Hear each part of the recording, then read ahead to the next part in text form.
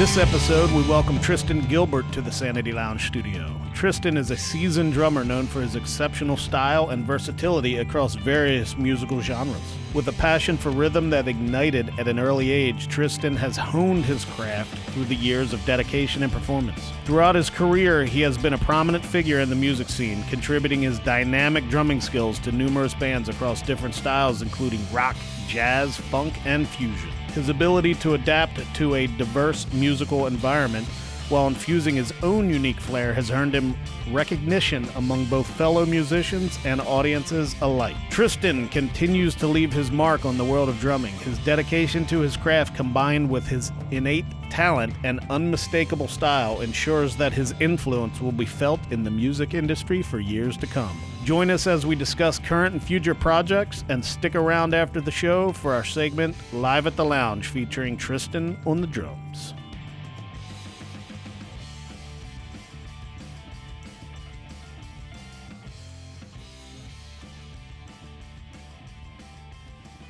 So here we are. Welcome to Sanity Lounge. We have a nice, we have a special guest in here today. We have Tristan Gilbert from Lowercase Blues and Sweet Lita in here to do a deep conversation on history, his history, drums, and whatever he wants to talk about, the projects. Right. Get into some film. Right. Now, first of all, Tristan, we've never met until about 5 minutes ago. Yeah.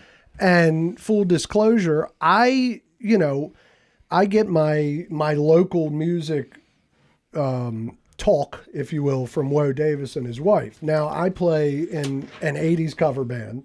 Which is fantastic. Which is a great fun thing, but we're always playing. And so I'm not in the scene as much as I would love to be. Right, yeah. And they are. So he's been telling me about you for a minute.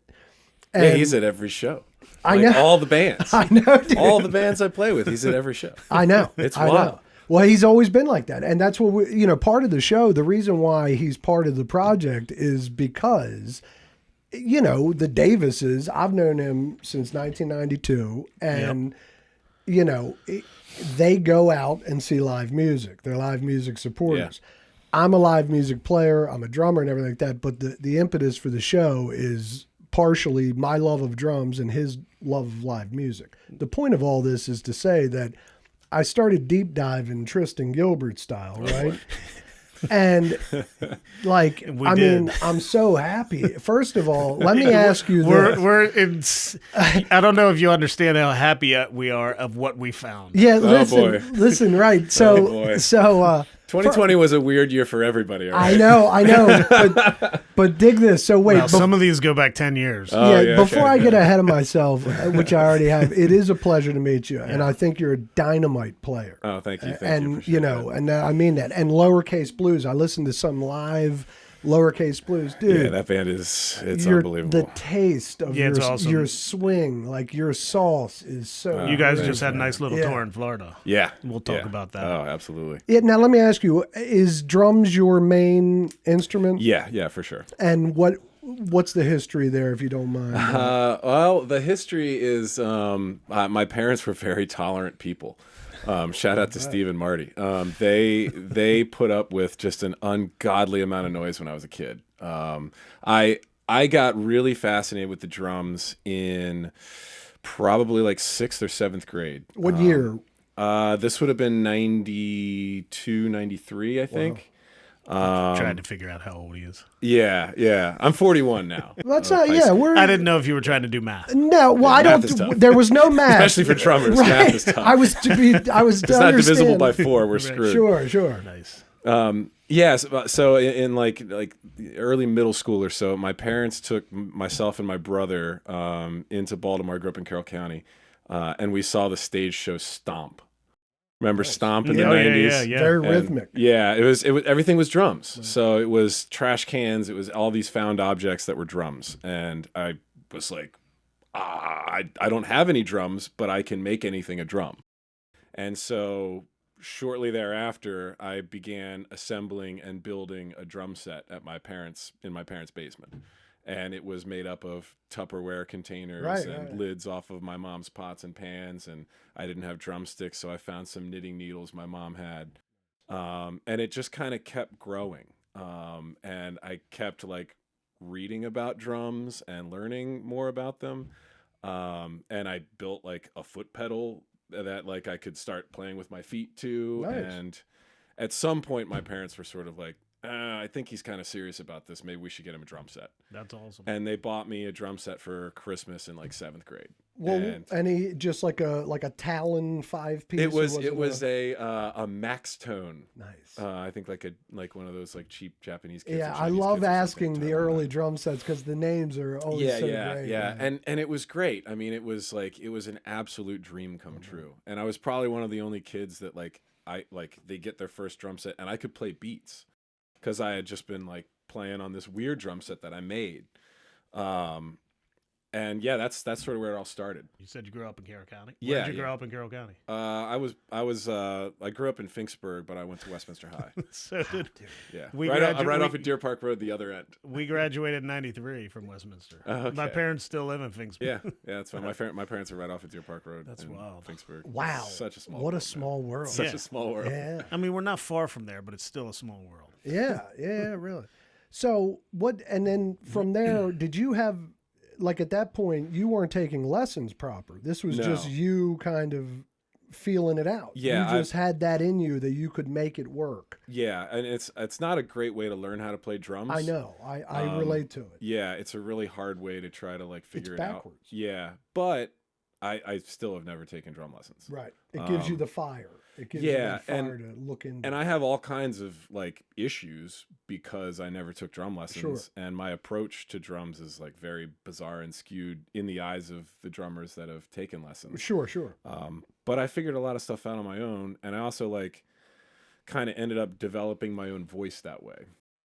So, it's sort of a trade-off. Well, I got that from you, not that, but I got that you're one of those unique, quirky players just by watching. And, first of all, you're nasty. I mean, like I said, I'm not just saying that. Like, he's got this video of you. Oh yeah, slamming. I have the 8.5 minute video of you and Ricky at Cat's Eye back in Just like December, slamming. where you just get up and he gets down, and that was so much fun. I have that entire sequence. Yeah, I'd love to see that. I'd love to revisit that. That was great. A fun time. Right, yeah, that was a great But show. like uniqueness is what I love. And actually, like I have the same kind of history, self-taught, bad habits. I try to correct them. You look into it and stuff like that. But it does make it a unique voice, and I love that. I know so what we were talking about earlier, we found your YouTube videos. Yeah. Yeah. So first of all, full disclosure, my top 3 bands of all times is Steely Dan, Frank Zappa, and Fish. So during the Top Gun, which is fantastic, by the way, there's a little portrait of Frank Zappa in the background. Yeah. That was a gift to me. Someone had that commissioned. That was a hand drawn. Oh, really? Oh, wow. Yeah, that's cool. It's incredible. Yeah, That is incredible. Yeah. So disclaimer on a lot of those like goofy like solo videos on. So I have like a Snapchat group with my like close friends. We'd all get on a phone call together and just catch up, share some beers, drink some whiskey, and talk music and everything else. And so I started just taking it upon myself to sort of entertain myself and the group. And it just snowballed because I had time. I was at home all the time. Sure. And I have a history of like I worked as a graphic designer and a videographer and photographer and all these things. So I have all these other skills that I can. Right. So I was like, well, I'm at home. Why don't I'm not going anywhere. I'm going to set all this stuff up. And then I just started making those videos. Dude, it's incredible. They started off like really rudimentary and they got better and better and better. Well, so imagine my surprise as, 2 days ago, again, I've never met you. And 2 days ago, he's like, hey, Tristan's going to come on. And I'm like, nice. And I'm like, well, shit, I got to start really like looking into it because I know you from him and the videos and the little, but. And so I look into it, and goddamn, 46 days from Fish is the first thing I see, and I'm like, oh my god! He's like, so is this him? I'm like, yes. Yeah, because I'm like, well, this guy's playing the guitar. Is this? So you're a multi-instrumentalist. Yeah. I definitely. I mean, the drums are the thing. The drums are what I get paid for. Sure. And then I really enjoy playing guitar. When I went away to college, I couldn't really take my drums with me to the dorm. And so I was like just going absolutely nuts not having a musical outlet. Right. And so I ended up buying like a cheap, like $30 guitar that was not even playable off of eBay, and like taught myself some chords. Good for you. And then I got like a nicer guitar like a little bit later that year, and just really I just did that for like 3 years, just played guitar. Well, I got to tell you, you play well. I mean, you know, like we're looking at these videos and I'm like, man, this guy, like, because you're right. I mean, production wise, you got the whole package. Like you've got the videoing down, you've got the playing down, you've got, you know, like it all looks great. It sounds great. Yeah. And, you know, so that's awesome. I had to like do I it, said, like- the Top Gun was. Yeah, the Top Gun one was the pretty hilarious. come down. The Anderson pack was. Oh, was yeah, nasty. yeah, That that was was really sick. Yeah, that was cool. Oh, yeah. All of my buds love Pac, and I mean he's just so good. oh my gosh. And Yeah. well, the other thing too is like I love the Tiny Desk series, Yeah, so and do I. it's just like my favorite thing on YouTube. And the Anderson Pack Tiny Desk is, Dude, it is yeah. phenomenal. You know, the Mac Miller Tiny Desk yeah. was incredible. It Yeah. is. It's so good. I mean- I got that on. They released it on vinyl. The Really? audio of it. Yeah. Wow. Yeah. It's a nice Dude, thing. yeah, It's a nice that's- thing to have. that's gotta be Cypress nasty. Hill's been recent too. That Yeah, was badass. that was Oh, And, really? A Tiny Desk? Oh yeah, Nice. and Wu-Tang. Wu-Tang. Yeah. Wow. That like that was 1,000 crowded. people there. I was going to Yeah. say that had to It's- be it's great, crowded. yeah. Oh yeah, that's a crowded spot because I mean they don't show the crowd often, but they have, and I mean Right. you're in there. But I'd love to get it. I mean it's right in DC. I'd Yeah. love to get out there. Right down the street. So early years when you get your first drum set, Mm-hmm. your parents are putting up with it, and you're teaching yourself the ropes. What are your early influences, band wise? The biggest influence for me at that time was Dave Matthews Band. Is that right? Yeah, absolutely. Nice. Yeah. Carter Beauford was my guy. Oh, my gosh. And just when I got into that band, it was largely because I never heard drums like that. And it was, I mean, I was exposed to, I'm a child of the 90s. I'm listening to grunge and I'm listening, and sort of like this alt rock thing was sort of the answer to grunge. Of like, oh, we're gonna have a violin and a saxophone in our band. We're gonna be as least grungy as we can be. And I was fascinated by the instrumentation. I was fascinated by, just the sound of that band. But it was really the drums that captured me, and I was listening to them as the main instrument. And yeah, his influence was. I just was like, I'm going to learn every single Dave Matthews song on drums, which is also a stupid idea. Which is a tough. It's a tough. because Yeah, all it's of a them tough are order. so hard. There's I so know. many things in odd time. There's Right. so many things with weird, like really difficult, like syncopated grooves and Sure. stuff. And I didn't know anything. I was just listening. But through those exercises of just like listening intently to like what was going on, it made me a better player later. Absolutely. Right. A lot of drummers take that for granted. It's the job, really. Yeah, is absolutely. Listen. Yeah. If you're not listening, you're not playing. Yeah. But a lot of drummers take that for granted. Yeah. It's good that you develop that, skill. And Yeah, it the happened idea early behind on. it. And I was really lucky. Like I grew up in a house that was full of music. So my mom and my dad both had like, Sundays were always like the day, like my dad would put on, like he had like really nice stereo at the house. And I mean, he would crank it. And we'd listen to records. We'd listen to stuff my mom liked. We'd listen to stuff my dad liked. And there was some overlap there, but I grew up listening to, Zeppelin and Sabbath Sure. and some Steely Dan here and Right. there. And then my mom was really into singer-songwriter stuff. So it was like James Taylor and Cat Stevens and Simon and Garfunkel and, Carly Simon and, all these kind of things. She really liked the Pointer Sisters. I remember that. Like, so there was like some disco stuff going on and I soulful always stuff. remember and- listening to my dad's Blondie 8-track over and over Nice. and Yeah. over. Yeah. And Loud but music. and Pink Floyd and all this kind of stuff. So I listened to all that stuff when I was a kid.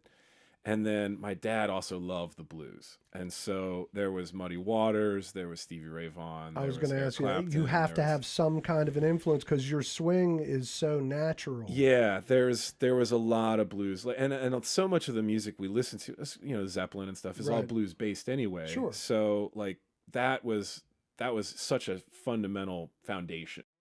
So that stuff was all there. It was a lot. We listened to a lot of Stevie Ray Vaughan. That's I remember awesome. that so much, and And it was so much of a joy when we put it on, you know. It's that communal thing that only music can pull off. Exactly. At an early age, you're figuring it out, even with family. Yeah. You know what I mean? That's good shit. Yeah, and listening to like Chris Layton play drums, you know, and like his shuffle is just incredible. Well, that's why I say, I mean, not to keep like stroking you, but I'm listening to this damn, pardon the expression, I'm listening to this damn single stroke or double stroke. Right, don't get me wrong. Anyway, the Lowercase Blues this live, and you know, there is a touch that you have to have, and you've got it with these shuffles that you're doing. You know, and it's like everybody has a nice touch. If you're a blues player, you have to have it. But yours is effortless, and it shows. It wasn't effortless for a long time. It actually took a long time to figure it out. I know that. Yeah. But I mean, it's really paid off. Yeah, is what thanks. I'm saying. Yeah. Yeah, it's phenomenal. The shuffle it's a tricky thing because I always had a feel for it, but I didn't have the technique to play it that well. I could really swing and shuffle with the right hand, but my left hand was always so weak. It really took a lot of practice to get the left hand to do what I wanted it to do. We have a lot in common in that. In that, my early years was drugs and bad habits. That's it, literally. Still is, man. It's half right. But the fact is that you're right. Like once that left hand gets backed up, it takes focused work, years to correct it. And you know, you got to have true grit and love for the instrument, and I can tell you do. I mean, it shows in your play. Yeah, and it really helps to play with great players. I mean, the boys in Lowercase, Jake and BJ, they're just BJ monsters. is nasty. Like seeing him and Jamie at the same shows, it's kind of like. Explain who. No, so BJ is the bass. He's the bass and lead vocals for Lowercase, and Jamie is the bass player for Sweet Lita. Yeah. Well, the band Lowercase Blues was slamming. What I heard, so they're all. You know, you guys are all incredibly. So those tight. guys have been around for like 20 years almost. Have you been with them the whole time? No. So we have a fascinating story. So I met those guys about 15 years ago. I was in Rehoboth for vacation. They're based out of Rehoboth Beach, Delaware. And so they used to do this open blues jam at the Frog Pond right off of the beach on Sundays. And I happened to be there, and I was walking by. They had a sandwich board out in front, said Lowercase Blues Jam tonight. And I was like, man, I've heard of that band. You know, like I want to go check that out. So I went back later that night, and it was sort of a rotating cast of musicians. Like anybody that wanted to sit in could sit in, and there was a drum set. And so I was like, yeah, I play some drums. Like that'd be cool to, you know, sit in. And they were like, you know, BJ was like, yeah, man, come on, let's go, whatever. And I sat down, and he's like, I was like, what do you guys want to do? And he's like, oh man, just kick a shuffle, man, let's go. And so, you know, count off a shuffle, and we play a shuffle. And then he's like, all right, play something a little funky. So we play something a little funky, and he's like, let's do a slow blues, you know, just like the standard stuff. Right. You know? And we ended up doing, I don't know, 5 or 6 songs, and not once did we ever look at each other, cue each other. It was just magic. It was as if we had been playing together for years. We finished playing, and BJ was like, man, who the hell are you? That's so funny. You know? That's and awesome. I was like, who the hell are you guys? You know, what is this? What is going on? What you the know, fuck is going on where have you guys been? You That's know? awesome. And it was so amazing. And so I talked with BJ, I talked with Jake, and their original drummer, this guy named Paul, he had just left and moved to California. Wow. And so they had been kind of rotating through drummers. I had just been laid off from my job, so I was like in between jobs, and they were like, hey man, like, where are you from? I was like, I'm from Baltimore. They're like, that sucks, we're out here, you know, like, but we play in Baltimore, like, can we call you for a gig? And I was like, yeah, sure, man. So I gave them my number, whatever. We leave, and I figured I'd never hear from them again. Like 2 days later, Jake calls me. He's like, hey man, we're playing Cat's Eye in Baltimore like next week. You want to do the gig? And I was like, sure, I guess. Like, I was like, what's the deal with the gig? You know, like, it's like, you know, it's a 3-hour gig. Like, show up 9:30, whatever. We'll see you there. Okay.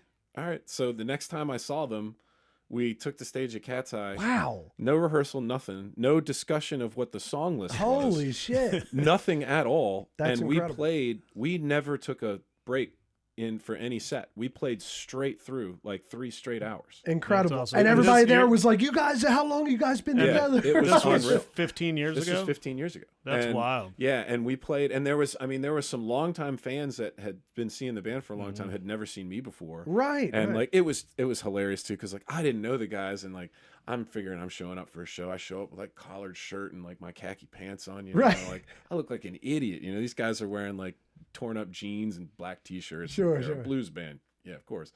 And but it was hilarious. I remember one guy came up to me, he goes, "You don't look like the rest of these guys, but you sound like them."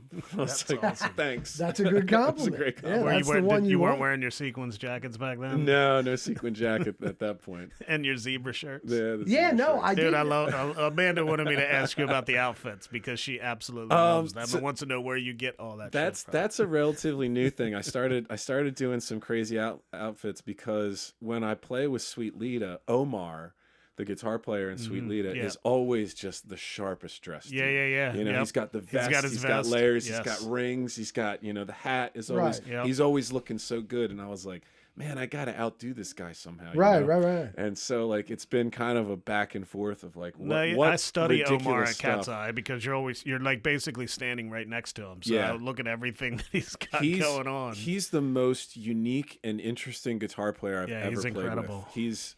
He's so amazing. Well, And so it's- that's Sweet Lita. that's Sweet Lita. Okay, Yeah. so let me not to interrupt, but you know, on that note, are you on the album, the 2023 album? No, Or no. I'm not on any of the recorded Okay. stuff with Lita. Yeah. Okay. So Yeah. now I've only listened to the album and I've listened to the videos he sent me, but I love that band too. Yeah, that band's great. Now, what's the story with that band? Have you?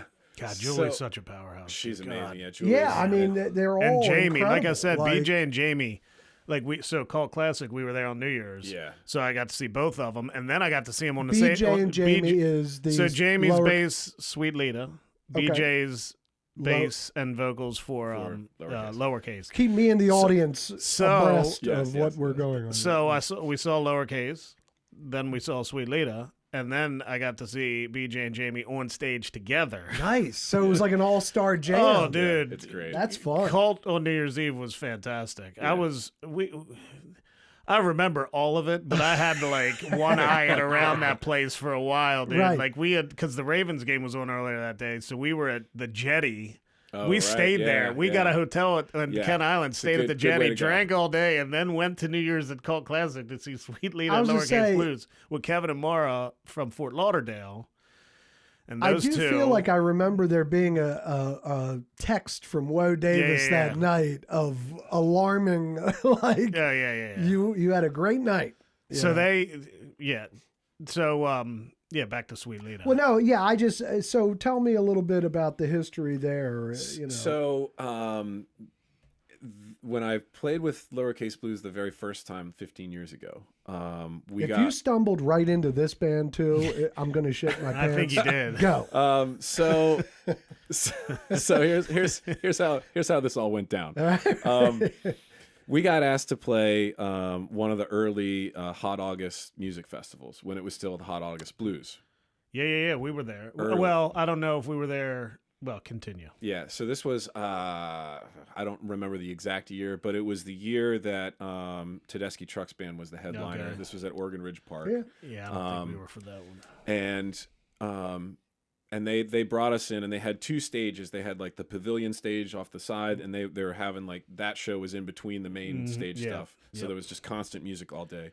And they had us on the side stage right before Tedeschi Trucks Band, and so we played for just this massive audience. I'll bet. I mean, it was the whole crowd as soon as we started, because they're all there to see a big blues band. Sure. And as soon as we started, it was like, you know, moths to the flame. Like it just was crazy. It filled in so fast Along that hill, right? Yeah, That and big it was hill. just people as far as I could see. It was awesome. We had a great set, but we were also asked to host a jam night at the Green Turtle in Hunt Valley afterwards. And so anybody that had like a a musician's pass from the day could come over and sit in with our band. We'd set up our gear and then Nice. Nice. So we went over there and the promoters all like, oh, you never know who's going to show up. Susan might be there. Right. This kind of thing. But Julie and Jamie showed up. Right. And Don Boy and I don't know if Omar was there. Omar may have been there. But they showed up and they jammed with us like all night. It was awesome. So we met them that night and just had the most amazing time and just became lifelong friends from that point. Right. The next time that Sweet Lita ran back into Lowercase was like 2 or 3 years later.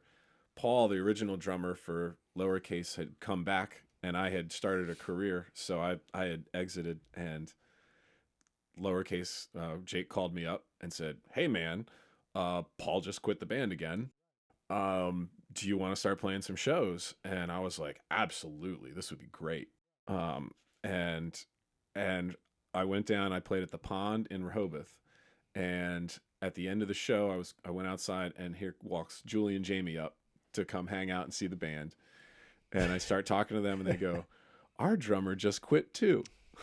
Damn. And so I was like, well, I live in Baltimore. I'm pretty close. Like, we should probably talk.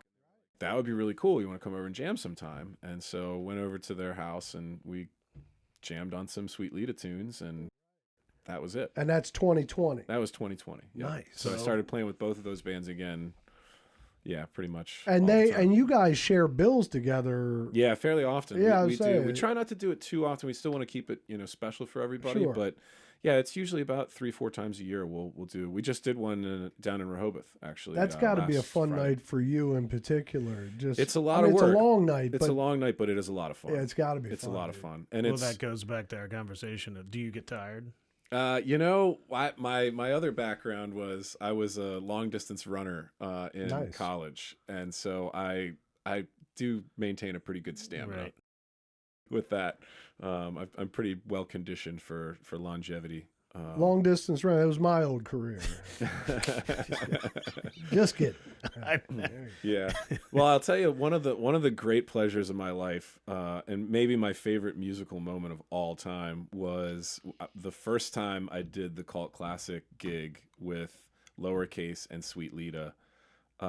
We had Ricky Wise on the gig too. Mm-hmm. And so we both set our drum sets up. Oh wow. Oh, And man, that's a nice we had a couple songs where we were both on the stage playing together, and then we both got to do like a full-on like drum duel. Oh my gosh. And that's that was so fun. Oh man, that was fun. That's so fun. It I was bet. so much fun. Yeah, because he's So much just fun. a fun player. You Yes. know, he's an incredible player. Yeah. And some drummers are dicks, but he's not. You No, know, and no, when Ricky's you No, he's have great. drummers that aren't dicks, and they, Yeah. it's wonderful. Ricky's There's one of my nothing best better. friends downtown. Yeah, and man. I love him tremendously, and he's a joy in every situation. Yeah, I mean, I go down to the woodshed as much as I possibly can. It's incredible. I've been the last 2 months. I've only missed 2 so far this year, even though we're 3 months in. Scribe was in February, which was great. Yeah. And He's the Rachel fantastic. Hall band was last Yes, this past month. We're And trying then to get Joey Scribe Harcum in was there. Joey Harcum was January, but I didn't get to that one. Yeah. I was out of And you town. guys have played there. I mean, Sweet Lita, were you with Sweet them when Lita, they played there? no. They did that gig with Laura Cerulli from Mama's Black Sheep. Okay, cool. Because they try not to do like the full drum set thing there as much as they can. Yeah, that's true. Right. And she does kind of like she's a fantastic drummer, an amazing singer as well. But she plays like a hybrid kind of kit where she's got like a djembe, and she's got like a little like 12-inch snare that she plays and a little 18-inch kick, and she does a lot of stuff like hand drumming while she's like So she's got her own vibe. got her whole own thing, and it works so well. And Nice. that was a really cool show. I was at the show, but I wasn't playing in that show. That's awesome. That is awesome. Yeah, Lita's got a rotating cast of drummers right now. I'm sort of the main drummer for the Right. band, but yeah, we kind of rotate between a few people. Ricky, Yeah, the Ricky last plays two, with them, we went down the Cult Classic with the Kelly Bell show. So that was Ricky, Yeah, and Ricky then was we on that saw gig. them at Cat's Eye with Ricky. Yep. Right before Now, that. Tristan, he said that you were touring Florida with Yes. Lowercase. Yeah. So that's fun as shit. What's up with that? It was great. So those guys have been doing that now for like 6 years. I've done the last 2 with them, and it's wild. Like first of all, Florida, a lot of old people, a lot of blues fans. Blues. Right. We lived Right. in Florida for 6 years. And so there's a ton of places to play down there where people are really, really into it. Right. A lot of people with a lot of money, a lot of retirement money, happy to give it to us. That's nice. That's So there's Happy to take it. There's two places down there that you played at that I have to ask you about. One's the Funky Biscuit. Yeah. How was that? That was great. So we did the Funky Biscuit last year. They put us in for like a blues jam night. We did like a 45-minute set, and it went really well. Mm-hmm. And then this year they put us down with another band, and we did like an opening slot, played like an hour and a half set, and we sold the venue out. That's awesome. It was awesome, and it was a great show. And the other band was really fantastic, young guy, playing blues, and they were sort of a little bit more local down in the area. But I kind of felt bad because there were so many people there to see us. Like by the time they were like midway through their set, the venue was like empty. right. And so the general manager was there, and he was like, "Yeah, we're gonna have you guys back. Yeah, We'll that's get you guys good. on the top. That's of the really bill." good. And Yeah. But that room was amazing, and it sounds so good there. The sound guy was incredible.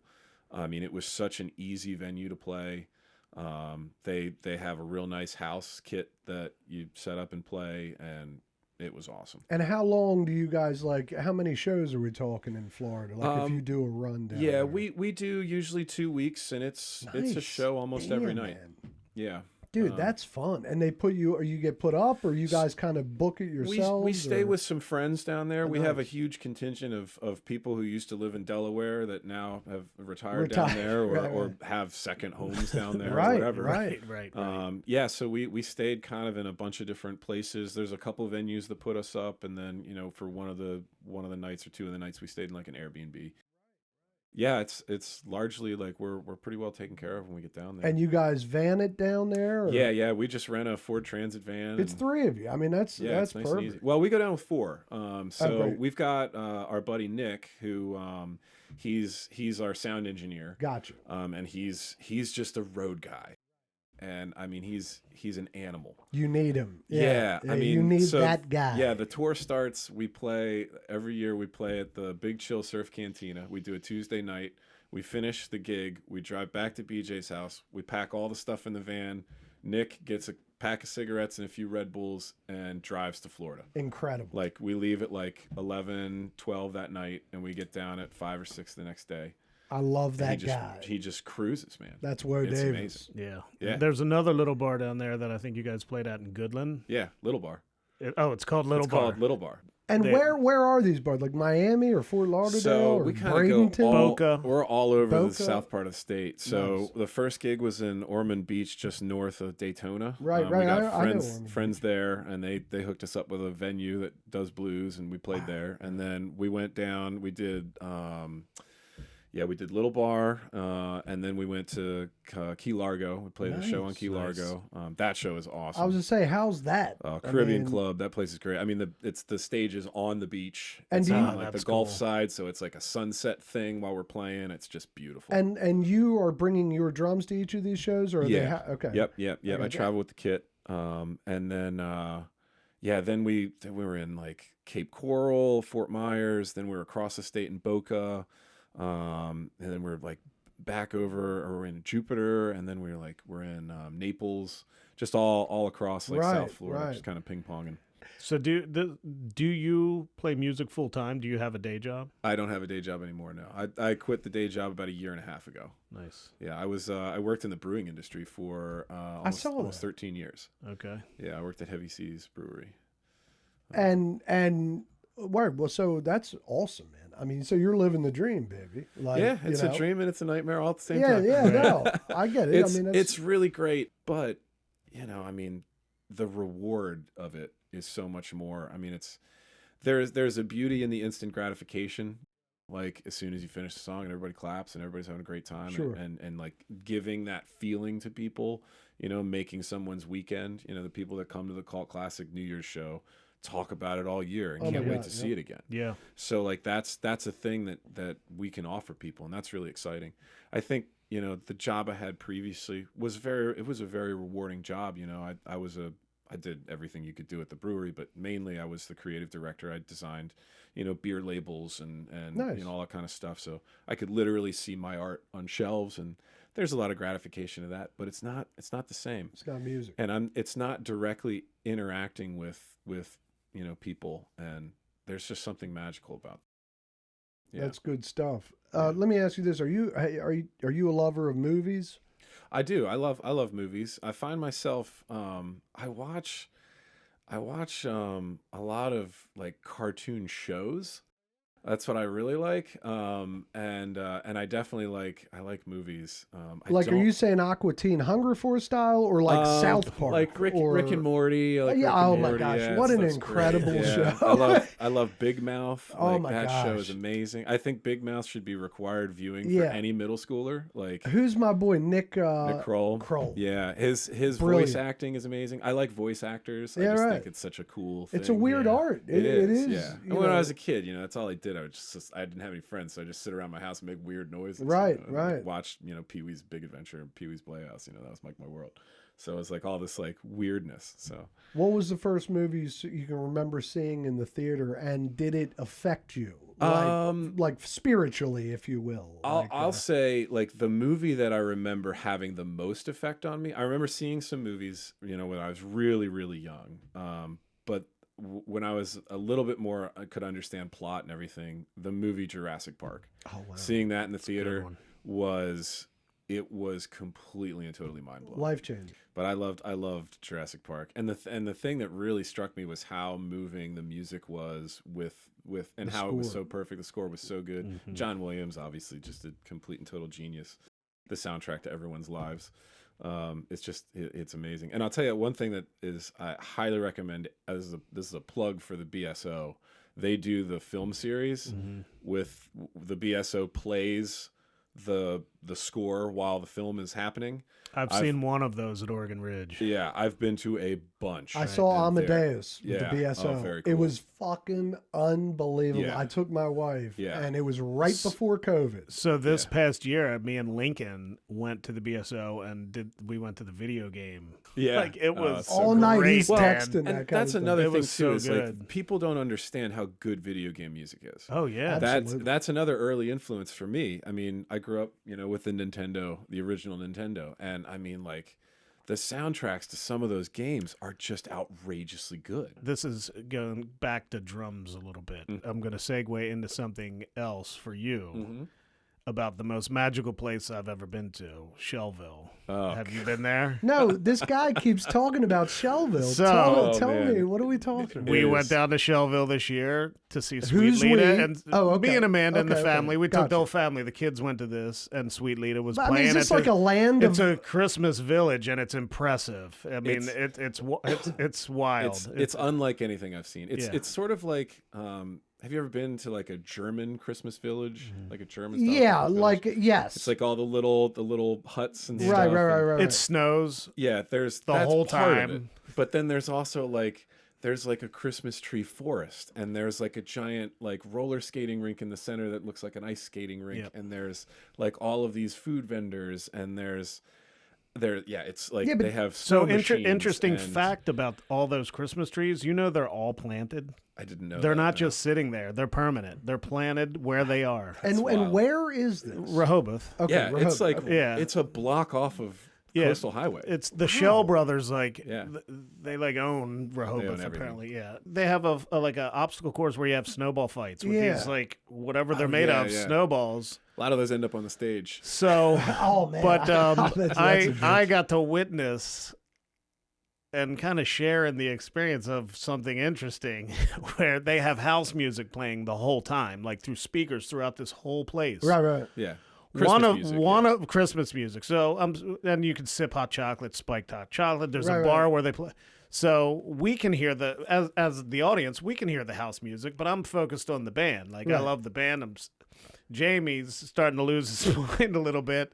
And come to realize, there's a speaker right behind his head on the other side of basically the God. curtain. Yeah. It never stops Oh through their my whole God.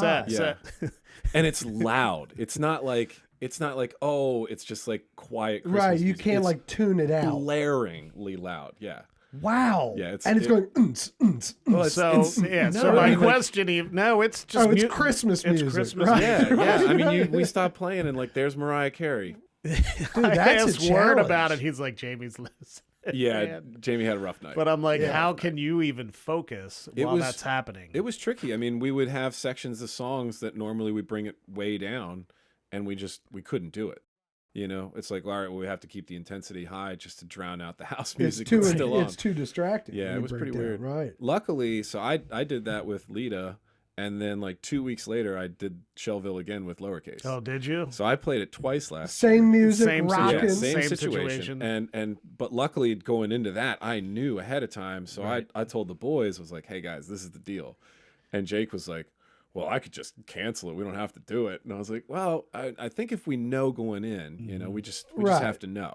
And it really wasn't too big of a problem The second time. because we knew about it. If you're mentally prepared, you can get over a lot. But you know? not knowing ahead of time and just walking into it and was like, can someone turn this off? Like, what is happening? What a weird problem to have. Right. Like, To you be know? clear, it's not a knock on Shellville because that place is great. But Right, for right. bands, Sure. Yeah.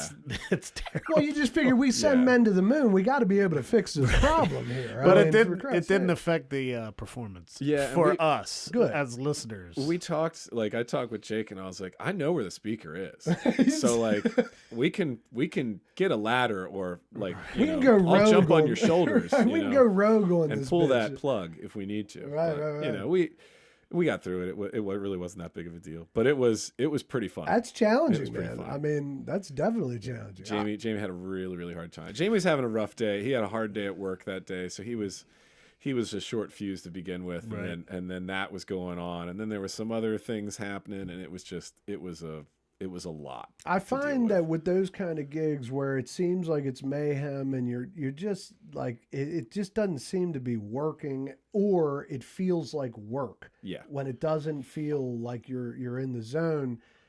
I swear, every time I have a night like that internally, I get off the stage and somebody's like, "You're playing best you've ever played," and I'm like, Yeah. "Are you shitting me?" Yeah. But they're not. Are you at the same show? Right, and it's like I don't know what that is. It's like we're our worst, Yeah. critics. It's like Always. like when even you're- this guy Jamie had a rough night, but Woe Davis is like, dude, it was the fucking best show. I've No. ever seen I in my told life," them all. I was right. like that.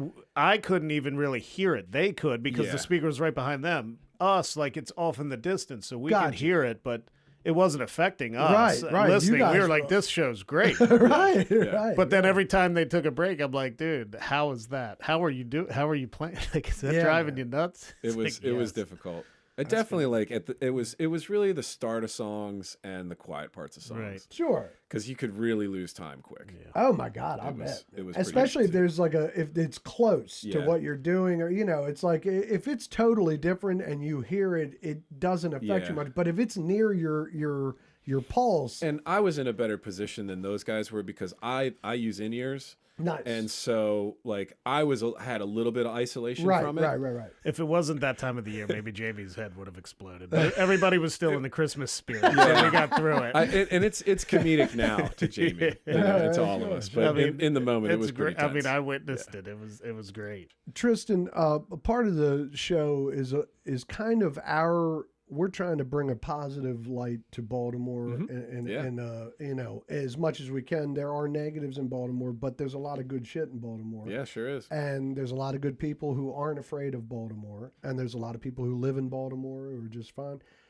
You mentioned you live near the city or around the city or whatever. I live downtown, yeah. Nice. What are your vibes with the city? I mean, again, we all know that there's problems, but you play a lot. I mean, like, do people come see you from the counties a lot, or are they fearful? Is It's what I sort mean? of a mixed bag, sure. I have some friends that have no issues coming into the city and seeing shows. They've been doing it for years, so they're never going Right. to stop. And then there's definitely some folks that are a little more skittish of the city. I think it really just kind of depends on how much news they watch. Yeah, That's right. kind of what it comes down to. Right. I found that the people that don't really pay attention to the local news, the nightly news, don't have the same level of fear about the city. Absolutely. And I live in the city, and I don't watch the news, and I have a great time in the city. Right. Right. I think that there's just, unfortunately, whether it's ill intent or not, I think in our media that people take in, it just focuses on negativity because that's the easiest thing to spread and to get people to watch. And that's unfortunate. It's funny, I'll talk to my parents and they're like, did you hear about that thing that happened down the street? And I'm like, I don't know anything about it. I live like 2 blocks from where that supposedly happened. I don't know that actually happened. Right. It's really weird. It's a very strange thing. I'm not saying that they're lying or anything like that, but I'm just saying it tends to be a misrepresentation for me. I've lived downtown. I live 3 blocks north of Lexington Market, if you know where that is in the city. And I've lived there for 10 years. And I absolutely love it. It's a beautiful neighborhood. I live in a neighborhood called Seton Hill. Yep. It's just west of Mount Vernon. It's right across from this beautiful park, St. Mary's Park. It's where they do the Baltimore Bike Party, if you guys are familiar with that. And it's great. I can walk to the to the Hippodrome. I can walk to the Meyerhoff. The Lyric. We walked down to see Stavi do comedy at the Lyric. It was amazing. Nice. We in a dream world. We want him. Yeah, oh my God, that guy is. Dude, he's amazing. He's firing on all. We're trying, man. He is solid gold, and he's so funny, and he's just. And he is straight Highlandtown. Man, he is just on a trajectory right now. It's great. I love to see well deserved. Well, that's dude. He's hilarious. Yeah, he's great. And cats like you guys down there, doing it is good shit. And I love doing the gigs down in Fells. Fells is great, and I mean I'm playing there tomorrow night with Gina DeLuca. We're doing the duo thing at Rye, so that'll be really fun, where Leadbetter's used to be. So Tristan, how many bands are you in? Level with me. It's like around 10, 12, something like that. Oh wow. Yeah. I see. That's okay. Awesome. And it's not, I mean, the main 2 are Sweet Lead and Lowercase. It fascinates me that you could just sit down and just play with somebody. Like going back to the story you told about Lowercase, where you just sat down. That's an incredible story. That's a great but story. It seems like that seems to be something that you could do. But he tells me, he's like, it's not like, not every drummer can do that. Not every drummer can do that. My joke when I meet new musicians and people that I'm playing with for the first time, and it's absolutely fact, but it sounds funny. Like, I am at my most comfortable when I have no idea what's happening. Absolutely. So like, if I have no idea where this song is going or what is going on, I cannot possibly screw it up. Because whatever I play is going to be right in my head. It'll work, right? And it'll work. That makes sense. Because like, you guys all know how the song goes, and if I don't, like, you guys are going to help me somehow. Sure. And like, we'll get through it. And I'll have enough intuition to know that, like, okay, I play guitar, I play bass, I play some other instruments, so I know like what a leading chord sounds like. I know where something's going. I know when we need to pick it up. We need to, and I play with a lot of musicians who are very good communicators, whether that's musically communication or whether it's visual, or hand signals or whatever it takes. But yeah, I mean, it's pretty simple, and what you do is, if you don't know what's going on, you just hold it down. Right. That's the thing. Don't Remember stop. the job. Yeah, right. Don't stop. Keep time. Just hold it down. Yeah. That's Keep all you got to do. good time. I think Remember one of the job. things, yeah, I think one of the things that has been an asset for me is the listening skills and being able to listen to musicians. And the reason I get calls and people want to work with me is largely because, well, one, I show up on time. I got my own gear. I've got good transportation, reliable transportation. All the basic things are there.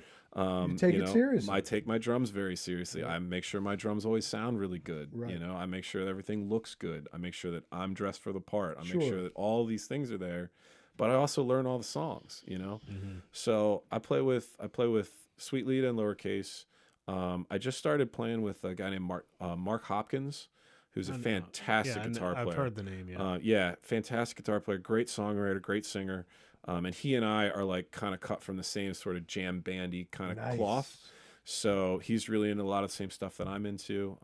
He's got a bunch of great original music. He's got a ton of stuff on Spotify. He actually has a really great podcast too to check out. Oh, nice. At Home with Mark. He does like a bunch of really great interviews with, top tier musicians. It's awesome. All right, well, that's cool. And he's a great guy.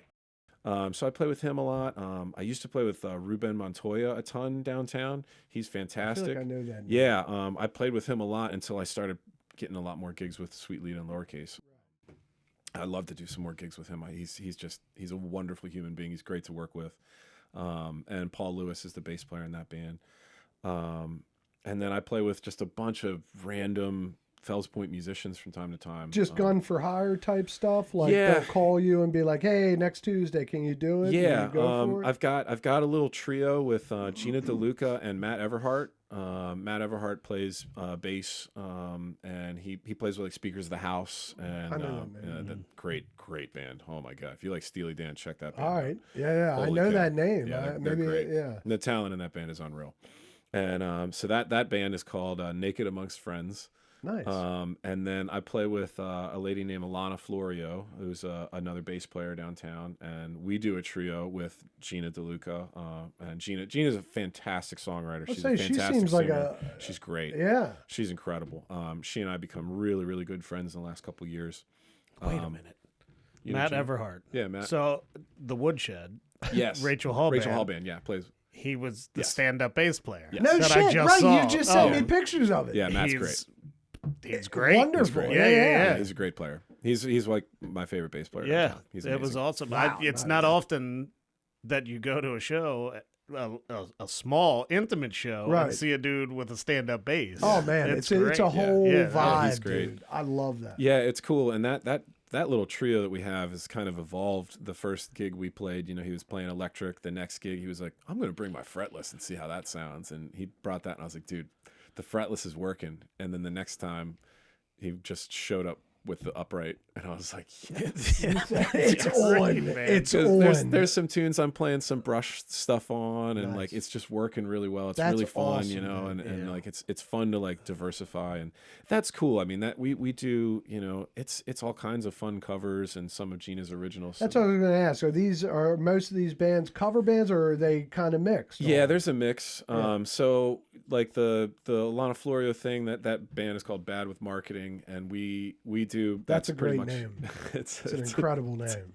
Well, we had no idea what to call ourselves, and we don't promote ourselves very well. It's so perfect. There it is. Yeah. But yeah, that's mostly covers for that gig, and stuff that people we do Sunday nights at the Cup. Right. People want to hear covers and songs that they can dance and sing along to. Mm-hmm. So we do that kind of thing, and with Gina and Matt, there's a smattering of some originals, but it's a lot of covers. But they've become our own take on them now. As we played more, we're doing Seven Nation Army with the upright. I love that. It's so cool, and we're doing it really, really slow, and she's doing it like sultry, nice. and it's a different vibe. It's a real cool vibe, and he gets into he pulls out the bow in the middle of it, and he calls that his distortion pedal, and it's like it's so cool. Yeah, he's a great player. Glad you brought that. I had no idea that you guys played together, but I was just telling that's what I said in that picture. I was like, it's not every day you see a stand-up bass, right? Yeah. Schleho, oh my god, it was my favorite. Schleho had a stand-up bass. That's a jam band from back in the day, but they always had a stand-up bass. It was badass. Oh well, we can. Speaking of the jam band, so back to the YouTube, you did a lot of Fish. Yeah, I did so some you're Fish a Fish stuff. fan. I take Fish. it. Yeah, I mean, my main squeeze in middle school was the Dave Matthews Band, and that was sort of the intro to sort of tiptoeing into the jam band scene. Mm-hmm. And through the Dave Matthews Band, their record Before These Crowded Streets is like my favorite record, and they had all of these guest musicians on it. And Trey wasn't actually on it, but they had Bela Fleck played banjo on it. And I was like, this is really interesting. Like banjo on this rock record, and it was really interesting sounding. And so I started looking into his music, and I found the Flecktones and Victor Wooten and all of these other like just exceptional musicians, like another level past the Dave Matthews Band. And so then I was like, oh, okay. And then I remember I got like the DVD of like the first Bonnaroo. And then I saw the Trey Anastasio Band with the horn section, and I was just like, whoa. And at that time, I was starting to really get into Zappa. And so all of these worlds were kind of colliding. And I had tried to get into Fish when I was in like high school, and it never really clicked for me for whatever reason. Sure. And but it was sort of this backdoor approach, like through like the Zappa world. I bet, right? That I was like, oh, like everybody was always talking about these guys as like some Grateful Dead thing, Right? And they're not at all. It wasn't. They're not. They were like so much more Zappa than they were God. Dead. Yep. And I mean, I started listening, you know, all the, you know, the compositional stuff Right. that Trey wrote early on, you know, the David Bowie stuff, the You Enjoy Divided Myself, Sky, You Enjoy Myself, Divided, all those right. kind of things. And I was like, oh, this is all this Zappa stuff. That I Right, like. right. This is great. Right. And I got into it in like 2001, 2002, and Good for then you, man. really dove into it. Right. Saw him a bunch of times in 2003. I went to Coventry. That was Nice. Oh my God. I'll try to keep this story brief. Well, do whatever, dude. yeah. It don't My matter. story from Coventry. So Coventry Was you guys are that the familiar. Nightmare Yeah, gig? Yeah. Okay. So this was Fish in 2004 Right. announced that they were breaking up for Right, good. devastating. That was Everyone's- it. Yeah, Trey and they was were on gonna dope. they were gonna do one. That's the day the music died. Yeah, they were going to do one last show Yep. all the way up in Coventry, Vermont, Newport, Mm-hmm. Vermont. It was 10 miles from the Canadian border. It was so far away. Right. I went up in a van with a bunch of my friends, and we get up there, and the whole thing is a disaster. The venue is rained out. The farmers' fields where they're parking cars are sinking. People are getting stuck. They make a radio announcement. No one else can come into the venue. Right. So people just start leaving their cars on the side of the road and walking to the venue. So we're like, well, what do you guys want to do? We ditch the car on the side of the road and we start walking. We walked 15 miles to get to this with our tent, all of our gear, everything. We get there and it's just total chaos at this event, you know, because all these people are upset. The band is still going to play. Like nobody can get there. Anyway, we go into the venue.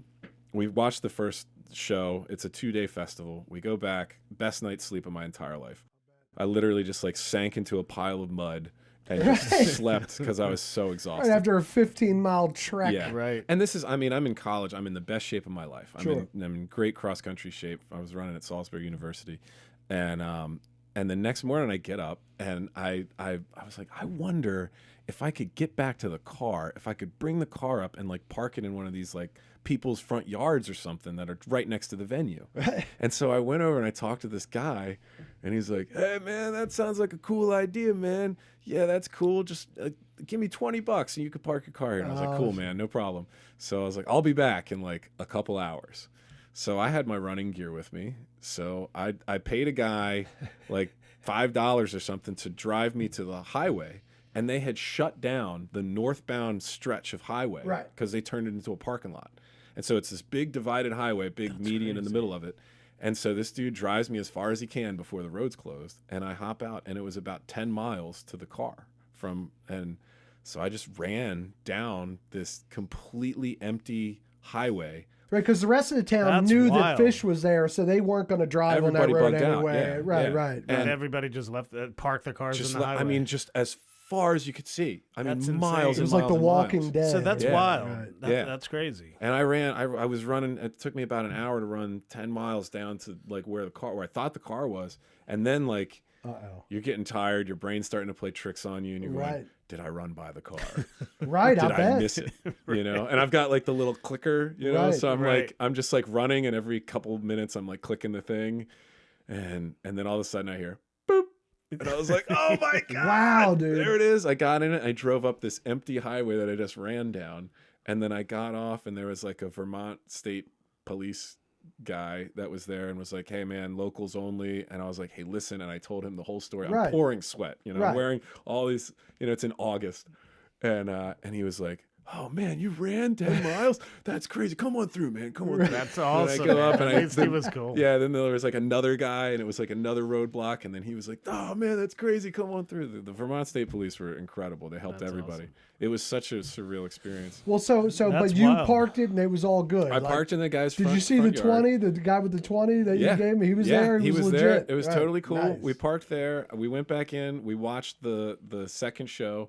And then we had already loaded everything in the van. We were the first people to leave that show. Incredible. We walked out like during the last song and just got in the van and no traffic, nothing. We drove back to my friend's house in Connecticut. I'm so happy to meet you, man. I'm happy about the jam band stuff especially.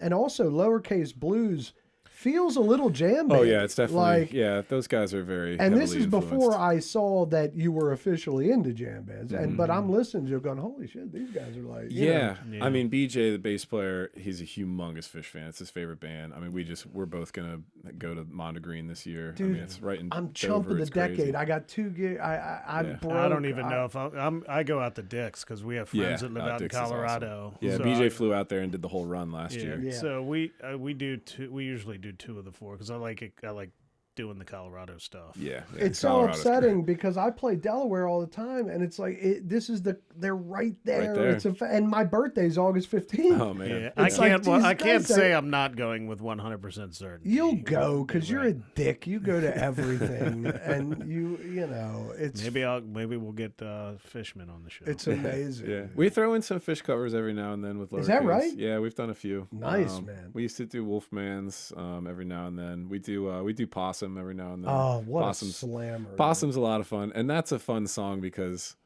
like, the people who don't know Fish, it's just a fun song. Right. It jams, You know? it And jams. people come up to us and they're like, "What was that Possum song? Right. That was awesome." Right. It's like, it was a Fish song. They're like, "What?" Right? They're like, well, I don't like Fish. You're like, you might. Yeah, you might.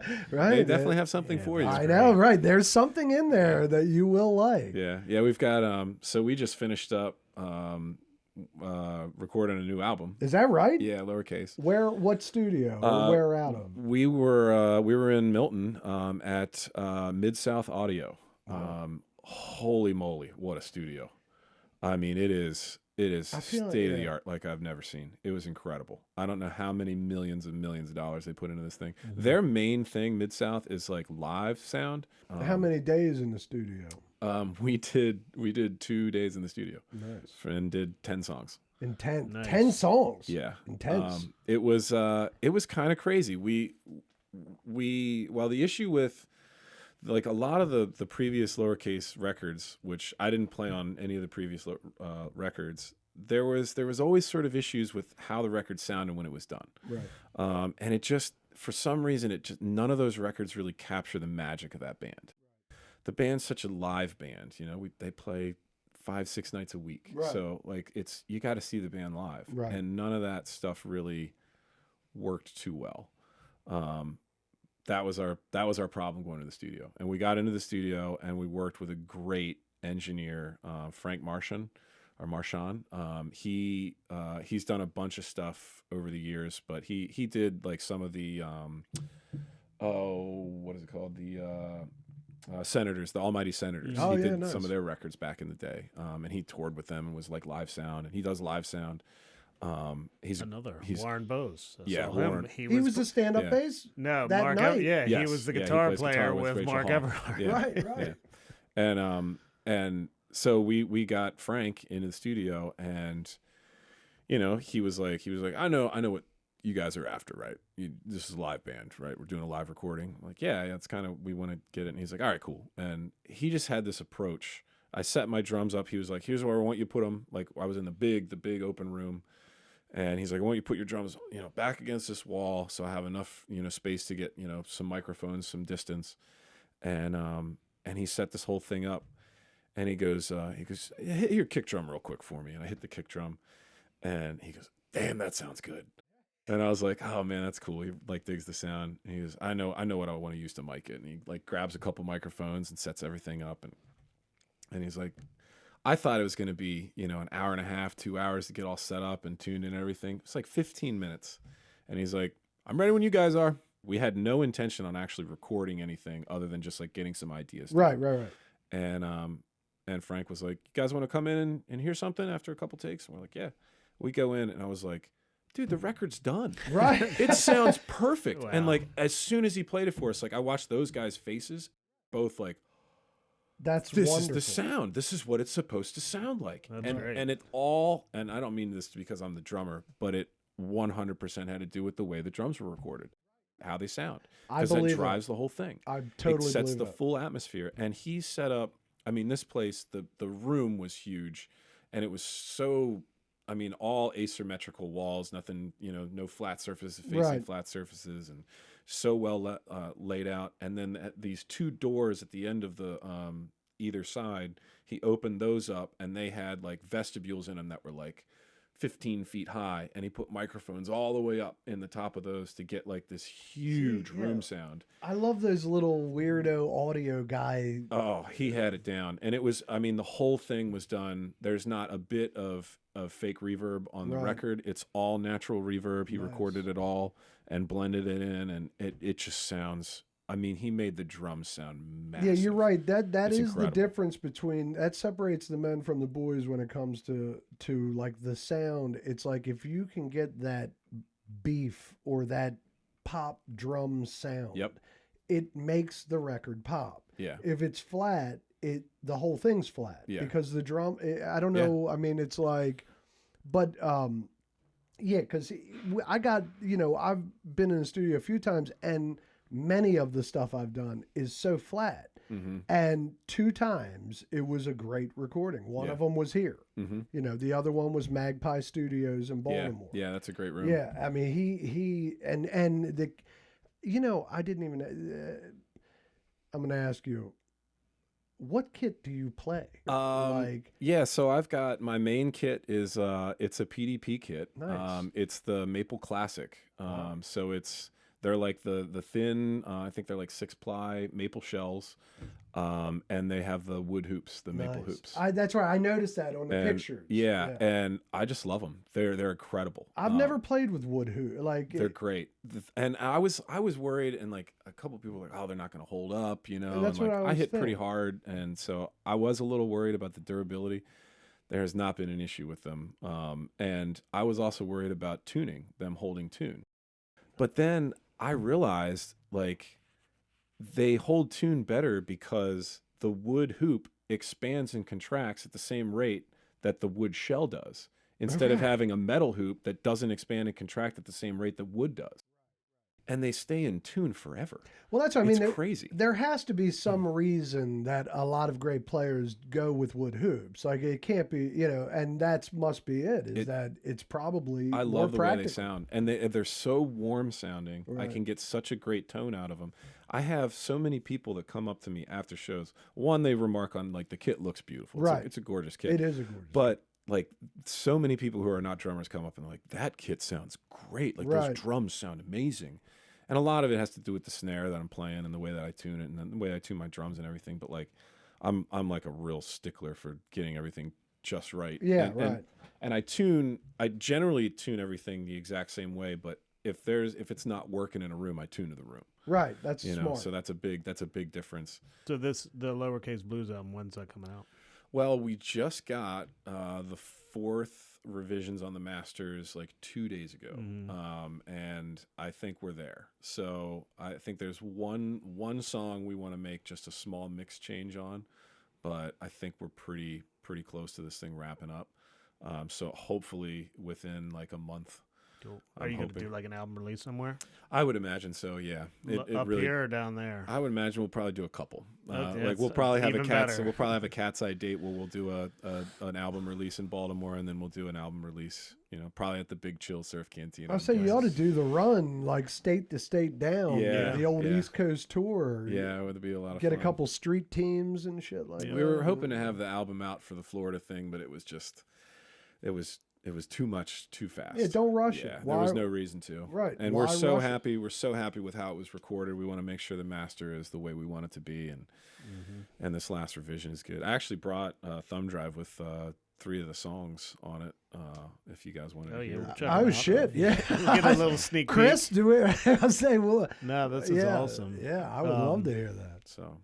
Yeah, I'm really happy with it, and it was a lot of fun to work on that project, because there were some of those songs that we've been playing live for a while. There was a couple other ones that were like, oh, we have this idea for a song, let's try it, and then we ended up finishing writing the thing in the studio and recording it, and it was great. Well, plus if you have an experience like that where you walk in and nail it like that, you've got to press on and make that. And that was the thing. The idea going into the studio was, well, we're going to try to see if we can get the sound that we're looking for. Right. And it happened immediately.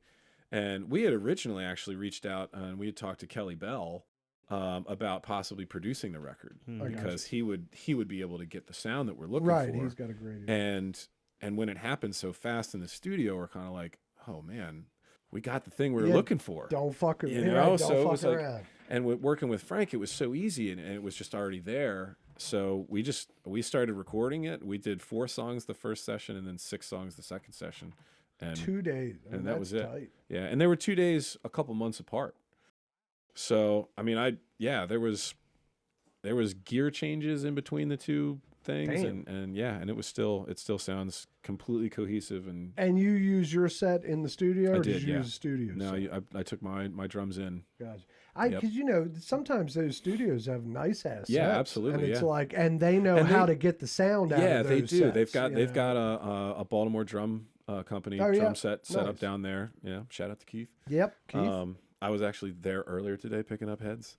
We want to get him on. We're going to interview him. Definitely have Keith on. That guy's a legend. Give me a break. Yeah, he's the best, and he's such a great guy. I mean, he's amazing. We're all in a debt to his service. Yeah, we really are. He's been around. I mean, he's been around a minute. Well, man, it's been a real pleasure meeting you. Yeah, it's been a pleasure. If there's anything else you want to plug. So I post like where I'm going to be playing often on Instagram. That seems to be the best place where I get the most feedback and traction. I'll post on stories, or occasionally I'll post, but it's Tristanagram. Nice. That's my Instagram, Tristanagram. That's perfect. So you can find me on there, or follow me on Facebook. That's easy. And if you want to check out the bands, check out the websites, sweetlita.com, and check out lowercaseblues.net. Right. And if you're in Florida, baby, keep your ear out or keep your eyes peeled. Yeah, every February we get down through Florida and hit a bunch of spots. Well, man, I appreciate you. I feel, I feel good that I met you, and I'm definitely going to get out there to see Sweet Lita. Woe Davis is going to pay. It's going to be great. There you go. Yeah, he'll buy. I will 100% treat you to a lowercase and Sweet Lita show. Yeah, it would be an honor. Preferably at the same time, because that'll save you money. Right. And again, like, if you want to go in there, you can. If not, don't. But if you just want to groove. Generally, for my listening pleasure, I encourage it. It's hard for me to not walk by at least by drum set. That's what I feel. Well, that's what I always feel. But again, I don't want to put any pressure, because it's some people. I'd be more than happy to. I love it. I love listening to it. I know then Then I get to edit it, man. Then I get to mix it up and make it look good. Well, man, just do us a favor and tell people, that we're nice guys. Absolutely. And we're trying to be legit. And, if they get a call that we're not whack jobs, I mean, we are wacky, but we're not dangerous. And we together want to bring good vibrations to Baltimore rather than, We're all artists, man. Yeah, right. It is much appreciated. And I thank you guys so much for having me. It's an honor. All right. Well, that's it. Yep. We're getting ready to melt faces here. Yes, cool. Right on, Sanity man. out. Fantastic. Yeah. Awesome. Cool. Sanity Lounge is brought to you by Polyprops. Polyprops US specializes in the production and distribution of materials used in the creation of props and costumes, particularly in the cosplay and entertainment industries. For more information, visit www.poly-propsus.com. Use code HEXFLEX10 for 10% off your first order.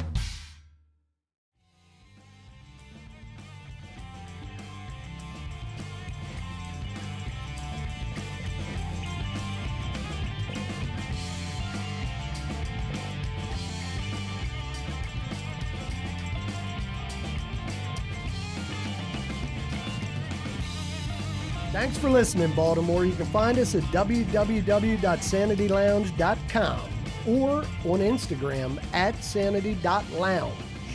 Keep listening and subscribe.